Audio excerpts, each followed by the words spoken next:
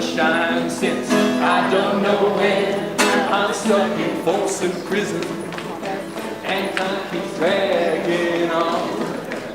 That wouldn't it have been interesting if he had been raised on that farm in Arkansas, if he had gone to the military, learned to play the guitar, came back and started playing, but instead of going into music, became an educator like one of us. Don't you think that song might have turned out different? Can I hear it? I do. Can I hear that train just a little bit ago? He might have sang it this way. When I was just a baby, my mama said, don't be a fool. When you grow up, don't ever work at a school. But I became a teacher just to help my students learn more by and by. Oh my. But when I get my paycheck, I hang my head.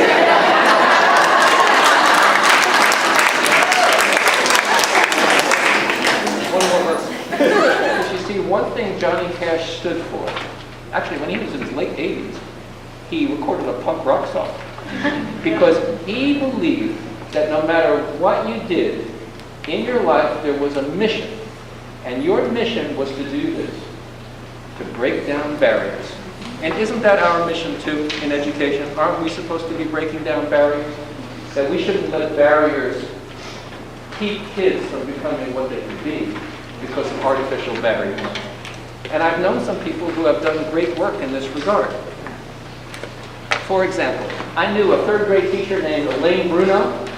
And one of the things I loved about her is her groups were really fluid. That is, if she thought a child could do the work of a harder group, she invited that child up. And she did it so often that kids got used to the idea that if they were motivated, they wanted to try something more challenging, or Miss Bruno thought they could do it, they were going to try something, and so they weren't locked in. Jobs in the city, working on a man, night and day, and alone,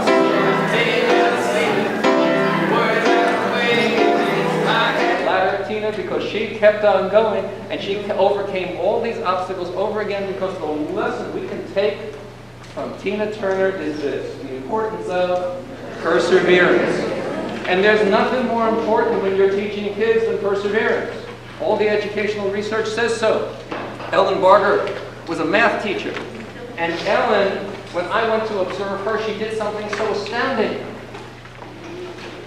She called on a girl in the front of the class. I'm sitting in the back watching her teach. She calls on the girl in the front of the class. The girl does not know the answer to the question. Ellen then pauses and asks her another question. The girl doesn't know the answer to that either. I'm sitting in the back of the room. Now, I used to teach 6th graders. I'm waiting for this sound. Right? Somebody else call on me, teacher's going to say that, and the teacher's going to move on. That's what I figure is going to happen. But that's not what happened. Ellen asks this girl a third question, and the girl doesn't get it. She's scaffolding down. And she gets to the fourth question, which is a much, much easier basic question, and the girl gets it partly right.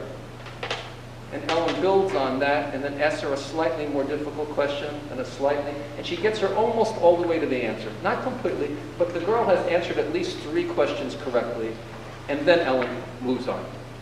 But she's not leaving this child until this child can answer several questions correctly. Ellen is using the research of Mary Budd Rowe in the way she's teaching this class. She's using a strategy called, you know the strategy? Wait time. She asks a question and she waits. And she gives the girl lots of time to answer, and if she gets it, that's called wait time 1, where you ask a question and you wait a long time. I realize that this is the way she operates. That every single child in this class knows that when Miss Barger calls on her or him, Miss Barger is not leaving you until you answer something correctly. And if you don't know the answer, Miss Barger does not think it's your fault. Miss Barger thinks she has not asked you the right question.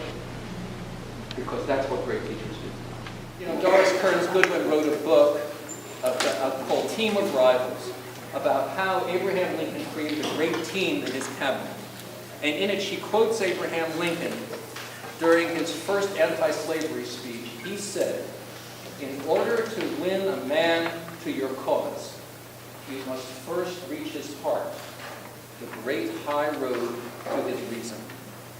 It begins with the heart. You have to first reach out to one another." So what does it mean to be a professional friend? What I think it means is to trust one another when you work in a school, to help one another and offer to help even before someone asks. That when something goes wrong, you never throw anybody under the bus. Nobody has to be blamed. You just have to fix the bug together, right?